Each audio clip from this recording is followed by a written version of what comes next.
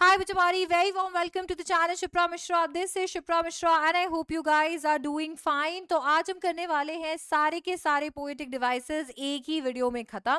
आज मैं आपको सारे पोएटिक डिवाइसेस समझा भी दूंगी और पोएम वाइज हम सारे पोएटिक डिवाइसेस कंप्लीट भी कर लेंगे.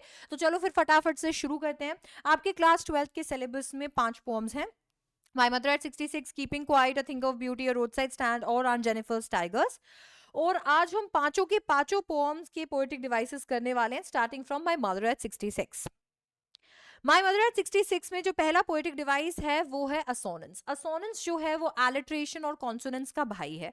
एलिट्रेशन एक ऐसा लिटरेरी डिवाइस होता है जिसके अंदर दो या दो से ज्यादा पास में प्लेस किए हुए वर्ड्स की शुरुआत वाला जो लेटर होता है वो कॉन्सोनेंट होता है और वो जो साउंड प्रोड्यूस करता है वो भी कॉन्सोनेंट साउंड प्रोड्यूस करता है. इसी का सौतेला भाई कॉन्सोनेंस होता है. इसमें भी बहुत सारे वर्ड्स जो कि साथ में प्लेस किए गए हों, अगर उनके अंदर कॉन्सोनेंट की साउंड रिपीट हो रही है या तो मिडिल में या फिर एंड में, तो उसे हम कॉन्सोनेंस कहते हैं. और असोनेंस का मतलब होता है जब वोवल्स का साउंड रिपीट हो रहा होता है. तो अभी हमने देखा कि कॉन्सोनेंट्स का साउंड रिपीट होता है तो या तो एलिट्रेशन होता है या फिर कॉन्सोनेंस होता है. बट अगर वोवल्स का साउंड रिपीट होता है तो उसे हम असोनेंस कहते हैं. जैसे यहां पर हम देख रहे हैं ओ का साउंड रिपीट हो रहा है, आपको यहाँ पे ओ रिपीट होता हुआ देखने को मिलेगा. ठीक है, तो ओ आपको यहाँ रिपीट होता हुआ देखने को मिल रहा है. वैसे ही आपको ओ ए ई बार बार रिपीट होता हुआ देखने को यहाँ पर मिलने वाला है. तो बार बार आपको ये साउंड जो है बार बार प्रोड्यूस होती हुई मिलेगी. तो ये क्या है? असोनेंस है. तो जब भी वोवल साउंड रिपीट होता है तो उसे हम क्या कहते हैं? असोनेंस. कॉन्सोनेंस जैसे कि मैं आपको ऑलरेडी बता चुकी हूं, जब भी ऐसा होगा कि अगर कॉन्सोनेंट लेटर्स का साउंड जो है या तो एंड में या मिडिल में रिपीट हो तो उसे हम क्या कहते हैं? कॉन्सोनेंस कहते हैं. जैसे माय मदर एट 66 के अंदर स और ट का साउंड जैसे ट्रीज स्प्रिंटिंग के अंदर ही रिपीट हो रहा है. ऑलराइट, इसके बाद में आते हैं हम इमेजरी पे. इमेजरी एक ऐसा लिटरेरी डिवाइस होता है जिसमें पोएट्स ऐसे शब्दों का इस्तेमाल करते हैं जिनकी मदद से वो हमारे सेंसेस को प्रिक करने की कोशिश करें. यानी ऐसे शब्द जो हमें या तो इमेजिन करवा दे रहे हैं, दिखवा दे रहे हैं किसी चीज को, हम सुन पा रहे हैं किसी चीज को, महसूस कर पा रहे हैं, टेस्ट कर पा रहे हैं, तो हमारे जो सेंसेस हैं उनमें हम उन्हें फील कर पा रहे होते हैं. ऐसे वर्ड्स के अंदर इमेजरी मौजूद होता है. जैसे जब पोएट ने ट्रीज प्रिंटिंग बोला तो हम अपनी आंखों के सामने पेड़ों को भागते हुए देख पा रहे थे. जब उन्होंने मैरी चिल्ड्रन स्पेलिंग बोला कि घरों से खुश खुश बच्चे निकलकर भागकर बाहर आ रहे हैं, तो हम एक्चुअली इमेजिन कर पा रहे थे कि खुश खुश बच्चे घरों से बाहर निकलकर बाहर आ रहे हैं. रेपिटेशन का मतलब होता है जब किसी एक वर्ड को पोएट बार बार रिपीट करते हैं. इसीलिए रिपीट करते हैं क्योंकि वो उस वर्ड पर एम्फसाइज करना चाहते हैं, जोर देना चाहते हैं. तो जब किसी एक वर्ड पर पोएट जोर देना चाहते हैं, उस पे उसे इंपॉर्टेंस देना चाहते हैं, उसके ऊपर एम्फसिस डालना चाहते हैं, तो उसे हम रिपीट कर रहे होते हैं और उसी को हम रेपिटेशन बोलते हैं. जैसे कि यहाँ पर स्माइल वर्ड का रेपिटेशन हुआ है. आपने देखा कि माय मदर एट 66 में कमला दास ने लास्ट वाली लाइन में लिखा है smile and smile and smile. वो स्माइल वर्ड को बार बार इसीलिए रिपीट कर रही है क्योंकि वो स्माइल वर्ड पर एम्फसाइज करना चाहती है, हमको बताना चाहती है कि वो स्माइल जो है उनकी हॉलो स्माइल है, वो सच में मुस्कुरा नहीं रही थी जबकि वो छुपा रही थी अपने दर्द को, अपने डर को. राइम स्कीम की अगर हम बात करते हैं माय मदर एट 66 में, तो माय मदर एट 66 में आपको कोई भी राइम स्कीम देखने को नहीं मिलती है. ये जो पोएम है इसे फ्री वर्ड्स में लिखा गया है, यानी यहाँ पर आपको बार बार जो वर्ड्स है उनकी राग रिपीट होते हुए नहीं दिखने को मिलेगी at the end of every line.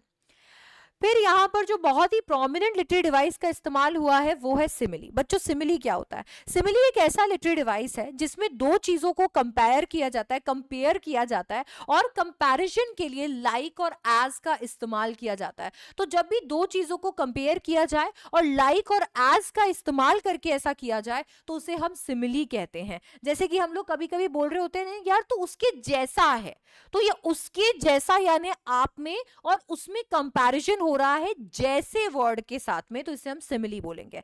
Exactly यहाँ पर भी दो बहुत ही प्रोमिनेंट सिमिलीज का इस्तेमाल हुआ है। जैसे कि यहाँ पे हर फेस एशन लाइक दैट ऑफ कॉर्प्स में हर फेस यानी मम्मी के फेस को कॉर्प्स यानी डेड बॉडी के साथ कंपेयर किया गया है लाइक का इस्तेमाल करके। तो यहाँ पे लाइक की मदद से मम्मी के फेस को डेड बॉडी के फेस के साथ कंपेयर किया है, ये सिमिली है। एक और जो बहुत ही इंपॉर्टेंट सिमिली यहाँ पर है वो है as a late winters moon. जब उन्होंने अपनी मम्मी को देखा तो मम्मी की अपीयरेंस को उन्होंने लेट विंटर्स मून के साथ कंपेयर किया है, एज यहाँ पर लगा दिया है लाइक और एज की मदद से। जब भी कंपैरिजन होगा तो सिमिली होगा, हमने देखा ही था। तो एज यहां पर लगा दिया है, तो एज लेट विंटर्स मून यानी यहां पे मम्मी की डलनेस को, उनके डल अपीयरेंस को लेट विंटर्स मून के साथ कंपेयर किया है। कंपैरिजन जब भी लाइक और एज के साथ होगा तो क्या होगा, सिमिली। इसके साथ में बच्चों अगर हम यहां पर देखें माय मदर एट 66 में, माय मदर एट 66 में एक बहुत ही खूबसूरत लिटरेरी डिवाइस और भी प्रेजेंट है ट्रीज स्प्रिंटिंग में खास करके, और वो लिटरेरी डिवाइस है पर्सोनिफिकेशन। बच्चों जब भी ऐसा होता है कि पोएट किसी इनएनिमेट ऑब्जेक्ट के अंदर ह्यूमन क्वालिटी डाल देते हैं तो उसे हम पर्सोनिफिकेशन कहते हैं। जैसे कि ये जो पेन है, ये पेन एक इनएनिमेट ऑब्जेक्ट है, अगर मैं इसको उठाऊंगी तभी ये उठेगा, इसे चलाऊंगी तभी ये चलेगा। पर अगर मैं इसके अंदर ह्यूमन क्वालिटी डाल दूं, जैसे मान लो मैं इसको बात करवा दूं, इसको नचवा दूं, इसको चलवा दूं, इसको उठवा दूं, तो इसका मतलब ये होगा कि मैंने इसके अंदर ह्यूमन क्वालिटी डाली है। इसके अंदर वो थी नहीं पर मैंने डाली है, और ऐसे में मैंने इस पेन को क्या कर दिया है, पर्सोनिफाई कर दिया है। जैसे कमला दास ने ट्रीज प्रिंटिंग में ट्रीज को किया, वैसे तो ट्रीज स्टेशनरी होते हैं, जहां पर उगा दिए जाते हैं वहीं पर होते हैं और कभी भागते नहीं हैं। पर यहां पर क्योंकि व्हीकल तेजी से आगे जा रहा है तो ट्रीज भागते हुए नजर आ रहे हैं, स्प्रिंट करते हुए नजर आ रहे हैं। तो यहां पर भागने वाली क्वालिटी जो ह्यूमन बींग्स के अंदर होती है वो ट्रीज को दी है, यानी पर्सोनिफाई किया है।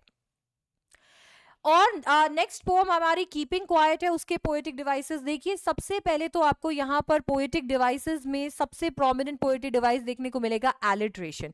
एलिट्रेशन का मतलब होता है जब क्लोजली प्लेस वर्ड्स की शुरुआत कॉन्सोनेंट लेटर्स से हो और कॉन्सोनेंट साउंड रिपीट हो, ठीक है। तो यहाँ पे हम देख रहे हैं कि वी विल के अंदर व की साउंड रिपीट हो रही है, वी वुड में व की साउंड रिपीट हो रही है। आप यहाँ पर ये भी महसूस करेंगे कि सडन स्ट्रेंजनेस में स की साउंड रिपीट हो रही है, हिज हर्ट हैंड्स में ह की साउंड रिपीट हो रही है, और वॉर्स विथ में व का साउंड रिपीट हो रहा है, क्लीन क्लोथ्स में क का साउंड रिपीट हो रहा है, ठीक है। वी वर में व का साउंड रिपीट हो रहा है, सो सिंगल में स का साउंड रिपीट हो रहा है। तो यहां पर ये सारे जो साउंड्स है कॉन्सोनेंट के ये रिपीट हो रहे हैं और इसीलिए यहां एलिट्रेशन मौजूद है। फिर आता है आपका नेक्स्ट लिटरेरी डिवाइस जो यहाँ मौजूद है वो है एनाफोरा। अब बच्चों एनाफोरा क्या होता है, एनाफोरा भी रेपिटेशन की फैमिली से ही है।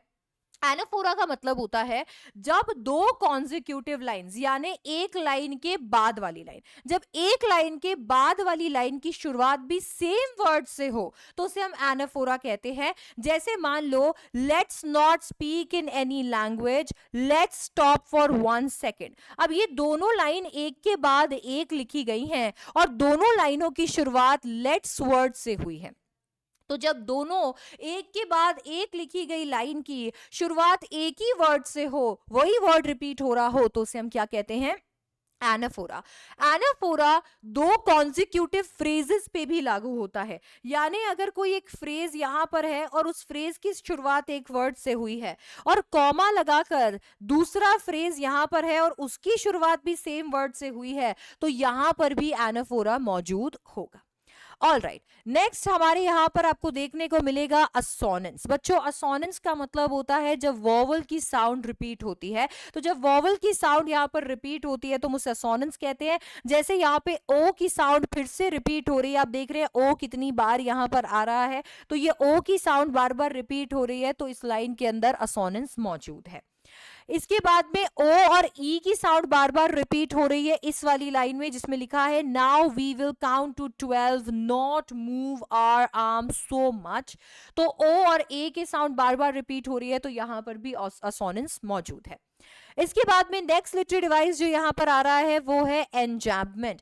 तो बच्चों जब भी पोएट किसी एक थॉट को एक स्टैंजा से दूसरे स्टैंजा पे लेकर चले जाते हैं बिना किसी फाइनल पंक्चुएशन के, बिना उसको रोके, तो उसे हम एन्जैम्पमेंट कहते हैं। तो जब एक आइडिया पोएट के दिमाग में होता है और उसी आइडिया को वो एक स्टैंजा से दूसरे स्टैंजा के अंदर कंटिन्यू कर रहे होते हैं तो उसे हम एन्जैम्पमेंट बोलते हैं। For example, and for once could perhaps a huge silence, और फिर वही चीज जो है कंटिन्यू हो रही है, of threatening ourselves with death. तो बिना किसी फाइनल पंक्चुएशन के वही जो आइडिया है वो आगे कंटिन्यू होता जा रहा है, इसे हम एन्जैम्पमेंट बोलते हैं। ये पूरे के पूरे पोएम में प्रेजेंट है माय मदर एट 66 में, क्योंकि एक ही आइडिया बिना किसी फाइनल पंक्चुएशन के लाइंस टू लाइंस कंटिन्यू होते जा रहा है। ठीक है, बट यहाँ पे कीपिंग क्वाइट के अंदर पैब्लो नेरूदा ने एन्जैम्पमेंट का इस्तेमाल यहाँ पे किया है। इसके बाद में आपको यहाँ पे रेपिटेशन भी देखने को मिलेगा वॉर का, जहाँ पे हम बार बार वॉर को रिपीट होते देखते हैं, वहीं पे बच्चों हम लोगों को एनाफोरा भी देखने को मिलता है, क्योंकि इस लाइन के अंदर वॉर रिपीट भी होता है, बट जहाँ पर war with gas, war with fire है, वहां पे दो फ्रेजेस का इस्तेमाल वॉर वॉर से किया गया, स्टार्टिंग वॉर वॉर से की गई है। तो यहाँ पे वॉर वॉर रिपीट भी हुआ है और वॉर वॉर के अंदर एनाफोरा भी मौजूद है। तो यहां आपको एनाफोरा भी देखने को मिलेगा। बच्चों इसके साथ में एक और लिटरेरी डिवाइस है जो यहां पर बहुत ही प्रोमिनेंट नेचर का है। मैं आपको बता देती हूं वो लिटरेरी डिवाइस कौन सा है, 1 मिनट मुझे देंगे। यस, सो एक और लिटरेरी डिवाइस जो आपको यहां देखने को मिलेगा वो है पर्सोनिफिकेशन। बच्चों ये जो पर्सोनिफिकेशन का लिटरेरी डिवाइस है ये आपको देखने को मिलेगा आपके लास्ट स्टैंजा में, सेकंड लास्ट स्टैंजा में, जहां पर पोएट कहते हैं कि शायद अर्थ हम लोगों को सिखा सकती है कि कैसे पीसफुली जीना है। बच्चों अर्थ एक इनएनिमेट ऑब्जेक्ट है, वो हमें कुछ नहीं सिखा सकती है, सिखाने का काम ह्यूमन बींग्स का होता है, पर अर्थ को यहाँ पर ये ह्यूमन क्वालिटी दी गई है, तो यहाँ पे पर्सोनिफिकेशन मौजूद है, क्योंकि पर्सोनिफिकेशन का मतलब होता है जब किसी ऑब्जेक्ट के अंदर ह्यूमन क्वालिटी डाल दी जाए तो उसे हम क्या कहते हैं, पर्सोनिफिकेशन। ऑलराइट, इसके अंदर एक और बहुत ही मजेदार, इस पोएम के अंदर एक बहुत ही मजेदार लिटरेरी डिवाइस मौजूद है और वो लिटरेरी डिवाइस है पन। बच्चों पन का लिटरेरी डिवाइस क्या होता है, ये एक ऐसा लिटरेरी डिवाइस होता है जिसमें एक तीर से पोएट दो निशाने लगाने की कोशिश करते हैं। यहां पे आपको पैराग्राफ के अंदर देखने को मिलेगा आम, यहाँ पे आपको पैराग्राफ में देखने को मिलेगा आर्म्स। तो यहाँ पे आपको पोएम में जहां आर्म्स देखने को मिल रहा है वहां पन मौजूद है, क्योंकि आर्म्स वर्ड तो एक ही लिखा है पोएट ने, पर इस एक वर्ड से वो दो मीनिंग ड्रॉ करना चाहते हैं। एक तो वो हमारे ह्यूमन बॉडी पार्ट, हमारे हाथ के बारे में बात कर रहे हैं, पर इसके साथ साथ में वो बात कर रहे हैं वेपन्स के बारे में भी। एक ही आर्म वर्ड से, एक ही आर्म्स वर्ड से वो दो चीजें हमें समझा रहे हैं। एक तो ह्यूमन बॉडी पार्ट, मतलब हमारे हाथों को रोकने के लिए कह रहे हैं कि अपने हाथों को रोक दो, डिस्ट्रक्शन मत करने दो। और दूसरा उन वेपन्स को, क्योंकि आर्म्स का मतलब वेपन्स भी होता है, उन वेपन्स को भी रोकने के लिए कह रहे हैं जिन वेपन से हम जान लेने पर उतर गए हैं दूसरे लोगों की। तो आर्म्स जो है इसमें पन मौजूद है। पन का मतलब होता है जब पोएट किसी एक वर्ड से ज्यादा मीनिंग्स ड्रॉ कर रहे हो या ज्यादा इंटरप्रिटेशंस बना रहे हो, तो एक वर्ड का इस्तेमाल करके एक से ज्यादा मीनिंग्स आपको यहां पर बता दिए गए, दैट इज पन। ऑलराइट, नेक्स्ट लिटरेरी डिवाइस हम देख रहे हैं पोएम नंबर 3 के, जो कि है a thing of beauty. John Keats ने इसे लिखा है। जॉन कीट्स के अंदर मौजूद सबसे इंपॉर्टेंट लिटरेरी डिवाइस है एलिट्रेशन। बच्चों एलिट्रेशन यहाँ पर आपको हर जगह देखने को मिलेगा, क्योंकि यहाँ पे बहुत ही ज्यादा इस साउंड थ्योरी को पोएट ने इंश्योर किया हुआ है। जैसे आपको स्लीप स्वीट में स का साउंड रिपीट होने को देखने को मिल रहा है, बैंड बाइंड में ब का noble nature, some shape, have heard, sprouting cherry, simple sheep, cooling covert, इन सब में आप देख रहे हो कैसे कॉन्सोनेंट साउंड जो है वो रिपीट हो रहे हैं। बहुत सारे जगह पर ऐसे बहुत सारे कॉम्बिनेशंस होते हैं जहाँ पे एग्जैक्ट वो साउंड रिपीट नहीं हो रहा होता हमारे हिंदी वोकैबुलरी या फिर हमारे हिंदी अल्फाबेट्स के अकॉर्डिंग, बट इंग्लिश के अंदर उन्हें एलिट्रेशन के कैटेगरी में डाला जाता है। जैसे कि हम देख रहे हैं सम शेप। अब सम शेप की अगर हम बात करते हैं तो वैसे अगर हम अपने हिंदी अल्फाबेट्स में देखें तो सम शेप में स का साउंड रिपीट हो रहा है और शेप में श का साउंड रिपीट हो रहा है। इसके बावजूद इसे एलिट्रेशन की कैटेगरी में बहुत सारे बुक्स और बहुत सारे ऑथर्स डालते हैं, ठीक है, क्योंकि ये ऐसा माना जाता है कि ये जो साउंड कॉन्सोनेंट साउंड प्रोड्यूस कर रहा है इंग्लिश अल्फाबेट में वो काफी क्लोज है। ऑलराइट, इसके बाद में नेक्स्ट लिटरेरी डिवाइस जो यहाँ पे देखने को मिला है वो है एनाफोरा। एनाफोरा का मतलब मैंने आपको समझाया, जब दो कॉन्जिक्यूटिव लाइंस या दो कॉन्जिक्यूटिव फ्रेज की शुरुआत किसी एक ही वर्ड से हो तो उसे हम एनाफोरा कहते हैं। जैसे यहाँ पे of noble natures of all the unhealthy, इसमें ऑफ से शुरुआत हो रही है, ये देखिए ऑफ से शुरुआत हो रही है, इसीलिए यहाँ पर एनाफोरा मौजूद है। इसके बाद में आता है बच्चों एंटाइथीसिस। एंटाइथीसिस एक बहुत ही कमाल का लिटरेरी डिवाइस है। इसके अंदर पोएट फीलिंग्स को बैलेंस करने की कोशिश करते हैं। पोएट एक ही सेंटेंस के अंदर दो ऑपोजिट वर्ड्स को प्लेस कर देते हैं। तो जब एक ही सेंटेंस के अंदर दो ऑपोजिट वर्ड्स को प्लेस कर दिया जाए तो उसे हम एंटाइथीसिस कहते हैं। जैसे कि पोएट ने यहाँ पर ओल्ड और यंग को साथ साथ में प्लेस कर दिया है। ओल्ड और यंग, जहां पर वो ओल्ड ट्रीज के बारे में बात कर रहे थे उन्होंने कहा ट्रीज ओल्ड एंड यंग, ठीक है। तो ट्रीज के बारे में बात करें तो बूढ़े पेड़ और जवान पेड़ दोनों एक ही साथ एक ही सेंटेंस के अंदर आ गए, ये हो गया एंटाइथीसिस। मुझे मालूम है तुम्हारे दिमाग में ये क्वेश्चन आ रहा होगा कि मैम एंटाइथीसिस और ऑक्सीमोरॉन अलग अलग कैसे हैं। तो एंटाइथीसिस और ऑक्सीमोरॉन के अंदर जो बेसिक डिफरेंस है वो भी अच्छे से देखो। यहाँ पे इसी पोएम के अंदर आपको एक ऑक्सीमोरॉन देखने को मिलेगा। ऑक्सीमोरॉन क्या होता है बच्चों? ये एक ऐसा लिटरेरी डिवाइस होता है जिसके अंदर एक ऑपोजिट वर्ड को दूसरे ऑपोजिट वर्ड के साथ में एकदम चिपक के प्लेस करके एक ही टर्म बना दिया जाता है। तो जब दो ऑपोजिट वर्ड्स को साथ में प्लेस कर कर एक ही टर्म बना दिया जाए तो उसे हम ऑक्सीमोरॉन कहते हैं। आपने सोचा होगा मैम एंटाइथीसिस में भी तो ऐसा ही होता है। नहीं, ऐसा नहीं होता है। एंटाइथीसिस के अंदर कोई भी ऑपोजिट वर्ड एक जगह और उसके बाद में बीच में पता नहीं कितने भी वर्ड्स आ सकते हैं और फिर दूसरा ऑपोजिट वर्ड दूसरी जगह एक ही सेंटेंस के अंदर होना चाहिए, एक ही सेंटेंस के अंदर होना चाहिए, तब हम उसे एंटाइथीसिस कहते हैं। तो इन दोनों में ये डिफरेंस है। जैसे इसका एग्जांपल अभी हमने देखा ओल्ड एंड यंग, आप देख रहे हैं ओल्ड और यंग के बीच में एंड आ चुका है, जबकि इसके एग्जांपल में इसी पोएम के अंदर आपको लास्ट स्टैंजा या सेकंड लास्ट स्टैंजा के अंदर देखने को मिल रहा है माइटी डेड।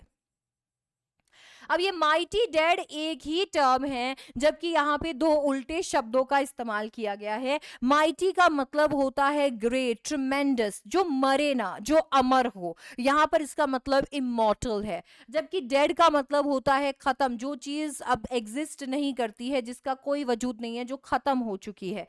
दोनों ही ऑपोजिट वर्ड्स है पर एक ही टर्म में प्लेस किए गए हैं, इसको हम कहते हैं ऑक्सीमोरॉन। ठीक है, अब आगे देख लेते हैं और कौन से प्रोमिनेंट लिटरेरी डिवाइसेस यहाँ मौजूद है। मेटाफर, मेटाफर यहाँ पर मौजूद है बच्चों। मेटाफर क्या होता है? देखो सिमिली जब मैंने आपको पढ़ाया था तो मैंने बताया था कि हम दो चीजों के अंदर कंपैरिजन करते हैं लाइक और एज की मदद से। मेटाफर के अंदर हम दो चीजों के अंदर कंपैरिजन तो कर रहे होते हैं पर यहाँ लाइक या एज का इस्तेमाल नहीं किया जाता। आपको यहाँ पर मेटाफर देखने को मिलेगा इमॉर्टल ड्रिंक्स में। बच्चों इमॉर्टल ड्रिंक्स का जिसका इस्तेमाल करते हैं जॉन कीट्स, ये एक्चुअली सच में इमॉर्टल ड्रिंक या एलिक्सर या अमृत नहीं है। ये कंपेयर किया गया है उन खूबसूरत ऑब्जेक्ट्स के साथ में, उन ब्यूटीफुल ऑब्जेक्ट्स के साथ में जो हमें नेवर एंडिंग जॉय प्रोवाइड करते हैं। तो जैसे अमृत जो होता है वो हमें जिंदगी देता है, हमें इमॉर्टल बनाता है, वैसे ये जो ब्यूटीफुल ऑब्जेक्ट्स है, पहली बात तो ये ब्यूटीफुल ऑब्जेक्ट्स ही कभी खत्म नहीं होंगे, और दूसरी बात इनसे आने वाली खुशी भी कभी भी खत्म नहीं होने वाली है। तो इमॉर्टल ड्रिंक्स जो है ये एक्चुअली इमॉर्टल ड्रिंक्स नहीं, ये कंपैरिजन है ब्यूटीफुल ऑब्जेक्ट्स के साथ में। इसके बाद में रेडिंग अ फ्लावरी बैंड में भी मेटाफर है। बच्चों फ्लावरी बैंड यानी यहाँ पर जो माला की बात की गई है ये सच में माला नहीं है, जबकि माला की खूबसूरती को, माला जिस तरीके से पिरोई जाती है, एक सिरे से दूसरे सिरे को जैसे जोड़ा जाता है, उस चीज को कंपेयर किया गया है ब्यूटीफुल ऑब्जेक्ट्स के साथ में। ये बताया गया है कि आपके हाथ में, आपके और अर्थ के बीच में, आपके और जीवन के बीच में ये सारे ब्यूटीफुल ऑब्जेक्ट्स ऐसे ही खड़े हैं जैसे एक सिरे से दूसरे सिरे के बीच में धागे के खूब सारे फूल होते हैं और एक खूबसूरत माला बनाते हैं। तो एक खूबसूरत माला को उन सारे ब्यूटीफुल ऑब्जेक्ट्स से कंपेयर किया गया है जो हमें लाइफ प्रोवाइड करते हैं। फर्स्ट स्टैंजा के अंदर मेंशन जो किया है बोअर क्वाइट, इसमें भी मेटाफर है, क्योंकि बोअर का असल में मतलब होता है छांव। यहाँ पे बोअर यानी कि छांव को कंपेयर किया गया है ब्यूटीफुल ऑब्जेक्ट से आने वाले पीस और काम को। जैसे छांव हमें पीस देती है, जैसे छांव हमें काम देती है, वैसे ही ब्यूटीफुल ऑब्जेक्ट्स जो होते हैं वो भी हमें बहुत ही पीसफुल फील करा रहे होते हैं, बहुत ही काम फील करा रहे होते हैं। फिर आता है आपके लिए लिटरेरी डिवाइस इन्वर्जन। बच्चों यहाँ पर इन्वर्जन का इस्तेमाल किया गया है ना। इन्वर्जन क्या होता है? वैसे तो हम जब भी कोई सेंटेंस बना रहे होते हैं तो हम सेंटेंस का वही रूल अपनाते हैं जो हमें हमेशा से बचपन में सिखाया गया है। हम सेंटेंस को बनाने के लिए सबसे पहले सब्जेक्ट और उसके बाद में यहाँ पे वर्ब लगाकर सेंटेंस बनाया करते हैं। बट जब अगर हम ऐसा ना करें और वर्ब को पहले लिख दें और फिर सब्जेक्ट लगाएं, ठीक है, तो उसे हम इन्वर्जन कहते हैं। तो जब ये ऑर्डर नॉर्मल एक डेक्लरेटिव, एक अफर्मेटिव सेंटेंस का ये जो ऑर्डर है जिसमें सब्जेक्ट पहले होता है और वर्ब बाद में होता है, इस ऑर्डर को हम रिवर्स कर दें, सब्जेक्ट को बाद में और वर्ब को पहले कर दें, तो इसे हम इन्वर्जन कहते हैं। जैसे कि यहां पर किया गया है, are we reading a flowery band में। देखो यहां पर कोई क्वेश्चन मार्क नहीं मेंशन्ड है, ये एक इंटेरोगेटिव सेंटेंस नहीं है, ये एक नॉर्मल सेंटेंस बनाया गया है इस तरीके से कि वर्ब पहले लगा है और सब्जेक्ट बाद में। इसे हम इन्वर्जन कहते हैं। बच्चों ये जो पोएम है पूरी ही इमेजिनरी से भरी हुई है, क्योंकि पोएट आपको यहाँ खूबसूरती फील कराना चाहते हैं।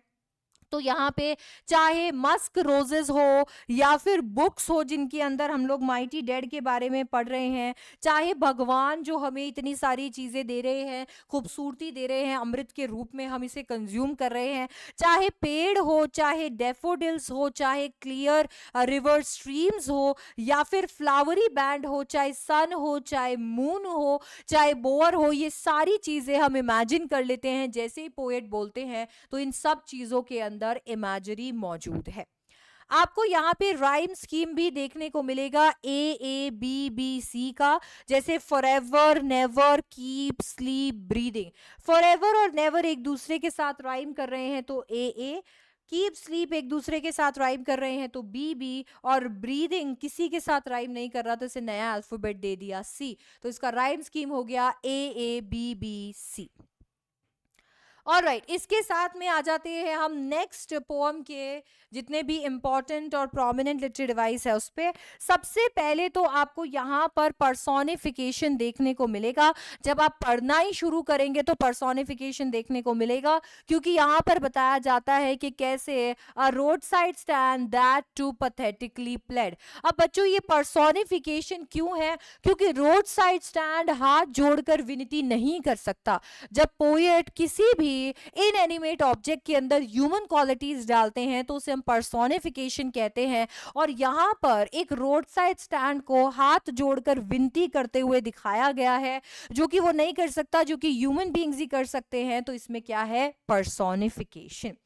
ऑलराइट, इसके बाद में हम देखते हैं, अब सीक्वेंस से शुरू करेंगे। मेटाफर आपको देखने को मिलेगा ट्रस्टिंग सॉरो के अंदर। बच्चों यहाँ पर बताया गया है उन बातों के बारे में, उन बातों को ट्रस्टिंग सॉरो कहा गया है जो बातें अंदर ही रह गई है फार्मर्स के, जो बातें वो बाहर नहीं कह पा रहे हैं, कुछ ऐसे उम्मीद जो उन्होंने हम लोगों से लगाए हैं और उन उम्मीदों को हम बार बार तोड़े जा रहे हैं, उनको पोएट ने यहाँ पे ट्रस्टिंग सॉरो कहा है। यहाँ पे बहुत ही प्रोमिनेंट लिटरेरी डिवाइस जो है जिसपे पीवाईक्यू बनते हैं, जिसपे क्वेश्चंस बनते हैं, वो है ऑक्सीमोरॉन और एलिट्रेशन का डेडली कॉम्बिनेशन। बच्चों ग्रीडी गुड डूअर्स और बेनिफिसेंट बीस्ट ऑफ प्रे में ये दोनों मौजूद है।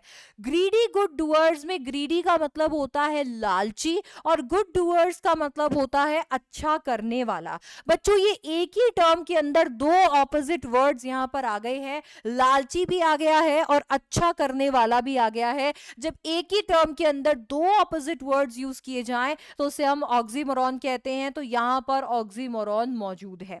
बेनिफिसेंट बीस्ट ऑफ प्रे में बेनिफिसेंट का मतलब होता है जो दूसरों का भला चाहे, और बीस्ट ऑफ प्रे का मतलब होता है शिकारी, जैसे एक जानवर दूसरे जानवर को खत्म कर देता है उसका शिकार करके। तो ये दोनों भी उल्टे हैं। जब दो ऑपोजिट वर्ड्स को एक ही जगह पर प्लेस किया जाए तो उसे हम ऑक्सीमोरॉन कहते हैं, एक ही टर्म के अंदर, इस एक ही टर्म के अंदर, इसीलिए ऑक्सीमोरॉन प्रेजेंट है। एलिट्रेशन का मतलब होता है कॉन्सोनेंट साउंड्स का रिपीट होना at the beginning of closely placed words. वैसे ही यहां पर देखो ग्रीडी गुड डूअर्स, इसमें ग्रीडी और गुड को बहुत ही साथ में क्लोजली प्लेस किया गया है। दोनों की शुरुआत जी जी से हो रही है और दोनों में एक ही साउंड रिपीट हो रहा है, ग्रीडी गुड डूअर। ग का साउंड जो है यहां पर रिपीट हो रहा है। बेनिफिसेंट बीस्ट ऑफ प्रे में बेनिफिसेंट और बीस्ट को क्लोजली प्लेस किया गया है। दोनों की शुरुआत बी बी से हो रही है और दोनों में साउंड ब का रिपीट हो रहा है, बेनिफिसेंट बीस्ट ऑफ प्रे। ब का साउंड रिपीट हो रहा है, इसीलिए यहां एलिट्रेशन भी है। इसके बाद में यहाँ पे जो बहुत ही कमाल का लिटरेरी डिवाइस प्रेजेंट है वो है ट्रांसफर्ड एपिथेट। जी हाँ, जिसे समझने में बहुत मुश्किल होती है बहुत सारे बच्चों को। आज के क्लास में ये मुश्किल जो है मैं खत्म कर देने वाली हूं, क्योंकि ट्रांसफर्ड एपिथेट क्या होता है आज के बाद आपको कभी भी ऐसा नहीं है कि आप इसमें कंफ्यूज हो गए। आप यहां पर एक वर्ड का कॉम्बिनेशन देख रहे हैं, फुलिश डिसीजन। अब बच्चों मैं आपको सबसे पहले एक ऐसा कॉन्सेप्ट बताती हूं जो कॉन्सेप्ट हम बचपन से सीखते आ रहे हैं। ये जो कॉन्सेप्ट है, ये कॉन्सेप्ट है किसी भी नाउन किसी भी वर्ड के पहले डिस्क्राइब करने वाले वर्ड को, यानी डिस्क्राइबिंग वर्ड को प्लेस करने का कॉन्सेप्ट। वैसे तो हम इसे ग्रामेटिकली एडजेक्टिव कहते हैं, जिसमें हम एक वर्ड के पहले एक डिस्क्राइबिंग वर्ड लगाकर उसको डिस्क्राइब करते हैं, उसकी विशेषता बताते हैं। क्या हो अगर ये वर्ड जो इसके आगे लगा है, मतलब ये वर्ड नंबर 1 वर्ड नंबर 2 के आगे लगा है इस कॉम्बिनेशन में, कि मानो जैसे कि वो इसे डिस्क्राइब कर रहा हो, यानी एक एडजेक्टिव यहां पर लगा है एक नाउन के पहले, तो हमें दिमाग में यही आएगा कि जरूर ये एडजेक्टिव इसको डिस्क्राइब कर रहा है, जैसे आम तौर पर होता है। पर ट्रांसफर्ड एपिथेट में ऐसा नहीं होता। ऐसा इसके लिए है क्योंकि ट्रांसफर्ड एपिथेट में ये वर्ड यहां पर इस नाउन के आगे लगा हो जरूर सकता है, पर ये वर्ड किसी और वर्ड को डिस्क्राइब कर रहा होता है, इसीलिए इस वर्ड का डिस्क्रिप्शन ट्रांसफर हो जाता है और हम इसे ट्रांसफर्ड एपिथेट कहते हैं। एग्जाम्पल के तौर पे फुलिश डिसीजन। बच्चों ये जो फुलिश डिसीजन है, इसमें इस डिसीजन वर्ड के आगे फुलिश लगा है। इसे एक बार को देखने पर तो ये लग रहा है कि फुलिश वर्ड डिसीजन वर्ड को डिस्क्राइब कर रहा है, पर खूब सोचने पर हमें महसूस होगा कि डिसीजन कैसे फुलिश हो सकता है? क्या डिसीजन मूर्ख हो सकता है? अरे डिसीजन के पास में कौन सा दिमाग है जो कि वो मूर्ख हो सकता है? अरे डिसीजन फुलिश नहीं हो सकता, मूर्ख तो वो हो सकता है जो डिसीजन मेकर है। तो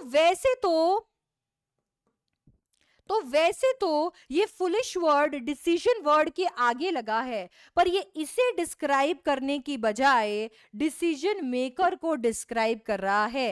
एग्जैक्टली वैसे ही जैसे पॉलिश्ड ट्रैफिक में पॉलिश्ड वर्ड ट्रैफिक के आगे तो लगा हुआ है, पर ये ट्रैफिक को डिफाइन करने की बजाय, ट्रैफिक को डिस्क्राइब करने की बजाय सिटी पीपल को डिस्क्राइब कर रहा है। ये सिटी पीपल के बारे में बात कर रहा है। सिटी पीपल को पॉलिश्ड कह रहा है क्योंकि उनकी लाइफस्टाइल बड़ी ही लाविश है। एग्जैक्टली वैसे ही सेल्फिश कार्स में सेल्फिश वर्ड कार्स के आगे लगा हुआ तो है, पर ये कार्स को डिस्क्राइब नहीं कर रहा, क्योंकि कार्स तो स्वार्थी हो ही नहीं सकती। ये कार्स में बैठे उन सिटी पीपल को सेल्फिश कह रहा है जो कार्स को बिना रोके सीधे सीधे चले जाते हैं। तो सेल्फिश लगा तो है कार्स के आगे, पर डिस्क्राइब कर रहा है सिटी पीपल को। ठीक है, डिस्क्राइब कर रहा है सिटी पीपल को। तो बच्चों ये बहुत ही प्रोमिनेंट, बहुत ही इंपॉर्टेंट लिटरेरी डिवाइसेस हैं रोड साइड स्टैंड के।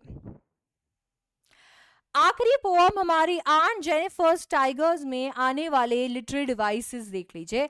सबसे पहले आता है एलिट्रेशन। बच्चों एलिट्रेशन का मतलब होता है दो या दो से ज्यादा क्लोजली प्लेस्ड वर्ड्स में जो कॉन्सोनेंट लेटर्स की साउंड रिपीट होती है। तो यहाँ पे फिंगर्स फ्लटरिंग में फ का साउंड जो है वो रिपीट हो रहा है। फिंगर्स फ्लटरिंग एफ से शुरू हो रहा है और एफ का साउंड ही प्रोड्यूस कर रहा है। ऐसे ही प्रांसिंग प्राउड में पी पी जो है वो रिपीट हो रहा है और सेम साउंड प्र का साउंड जो है वो यहां पर ये प्रोड्यूस कर रहा है। सो ये क्या हो गया, एलिट्रेशन। ठीक है, इसके साथ में यहाँ पर आपको एनाफोरा भी देखने को मिलेगा। बच्चों एनाफोरा आपको यहाँ पर देखने को मिलेगा जैसे they do not and they pace में। बच्चों ये दो लाइनें हैं जिन दो लाइनों की शुरुआत में दे वर्ड का इस्तेमाल किया गया है। याद रखो, जब दो कॉन्जिक्यूटिव लाइंस की शुरुआत किसी एक ही वर्ड से की जाए तो उसे हम एनाफोरा कहते हैं। जैसे यहाँ पर दे और दे से दो लाइनों की शुरुआत की गई है। यहां पर आपको मेटाफर भी देखने को मिलेगा। मेटाफर खास करके आपको देखने को मिलने वाला है टोपाज में, ब्राइट टोपाज में। ब्राइट टोपाज का मतलब होता है पीले कलर का, येलो ब्राउन कलर का खूबसूरत जेम। ये येलो ब्राउन कलर की एक खूबसूरत जेम की ब्राइटनेस को कंपेयर किया है टाइगर की ब्राइटनेस के साथ में, बिना किसी एज के, इसीलिए यहां पर मेटाफर मौजूद है। इसके बाद में यहाँ पे आपको राइम स्कीम देखने को मिलेगी ए बी बी की। तो पोम में ए बी बी की राइम स्कीम मौजूद रहेगी। बच्चों इस पोम के अंदर आपको पन भी देखने को मिलेगा। इस पोम के अंदर आपको पन भी देखने को मिलेगा। रिंग्ड में जो लास्ट वाला पैराग्राफ है, रिंग्ड में, ये जो रिंग्ड वर्ड है इससे दो मीनिंग हम निकाल सकते हैं। पहला सराउंडेड बाय, हम समझ सकते हैं कि यहाँ पर आंट की जिंदगी कौन से ऑर्डील से सराउंडेड है। तो ये रिंग्ड वर्ड का इस्तेमाल पोएट ने जरूर ये चीज बताने के लिए किया होगा कि आंट जेनिफर की जिंदगी कौन से ऑब्स्टिकल से घिरी हुई थी। दूसरा इसका मतलब निकल सकता है, एक हो गया सराउंडेड बाय और दूसरा इसका मतलब निकल सकता है वेडिंग रिंग, कि वो जब मरेंगी तो उनके हाथ में अभी भी वो अंगूठी रहेगी। तो ये जो वेडिंग रिंग है ये भी इसका मतलब हो सकता है। तो जब एक वर्ड की मदद से पोएट दो मीनिंग निकालने की कोशिश करते हैं, दो इंटरप्रिटेशंस निकालने की कोशिश करते हैं, तो उसे हम पन कहते हैं, जो कि मौजूद है रिंग्ड में। बच्चों इस पोएम के अंदर सिंबल भी मौजूद है, जैसे कि अंकल्स वेडिंग बैंड। बच्चों ये जो अंकल्स वेडिंग बैंड है ये क्या है? ये अंकल्स वेडिंग बैंड हमारे लिए सिंबल है। ये हमें दिखाता है क्या? आंट की मैरिज, क्योंकि ये जो वेडिंग बैंड है ये एक्चुअली अंकल और आंट के रिश्ते का प्रतीक है। तो ये सिंबल है अंकल और आंट के मैरिज का। हालांकि हमें पता चलता है कि वो मैरिज टॉक्सिक मैरिज है, पर इस वेडिंग बैंड के तरफ से हमें एक सिंबल मिलता है कि इसका मतलब है वो अपने मैरिज के बारे में बात कर रही है। ठीक है, तो अपने मैरिज के बारे में बात कर रही है, ये हमें यहाँ पर पता चलेगा। ऑलराइट, चलो, तो अभी इसके साथ में मैं आपको ये भी बताना चाहती हूँ कि एक और प्रोमिनेंट लिटरेरी डिवाइस जो यहाँ मौजूद हो सकता है जो है, और वो है हाइपरबली।